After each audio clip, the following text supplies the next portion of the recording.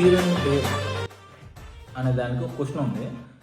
ఆ క్వశ్చన్ మీరు వెంటనే ఆన్సర్ చెప్పేస్తే మీకు సినిమా సచ్చినా నచ్చుతుంది. ఇప్పుడే సీతాపయనం అనే సినిమా చూసి రావడం జరిగింది. సినిమా ఎలా ఉందంటే అంతకేమో నాకు అంతగా ఎక్కలేదు. కథ విషయానికి వస్తే వెల్ సెటిల్ అయిన అమ్మాయి వైజాగ్తో హైదరాబాద్కి రోడ్ జర్నీ స్టార్ట్ చేసింది.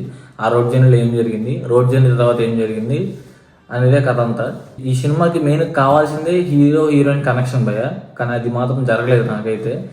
ఇంకా ఇన్ఫ్యాక్ట్ చెప్పాలంటే ఇది ఒక ఫీల్ గుడ్ సినిమా స్టోరీలో తీసుకెళ్లాల్సిన దాన్ని మధ్యలో యాక్షన్ కలిపేశారు. ఐ మీన్ ఆ ఫైట్స్ అనవసరాన్ని లేని ఫైట్స్ యాడ్ చేశారు. ఒక పుష్డ్గా కొన్ని సీన్స్ పెట్టేసినట్టు అనిపించింది నాకు. మళ్ళీ దానికి ఒక రకమైన పే ఆఫ్ ఇచ్చారు. క్యారెక్టర్స్ చెప్పాలంటే డైరెక్టర్, రైటర్, స్క్రీన్ ప్లే, ఇంకోటి ఏదో ఉంది 4 ఉన్నాయి.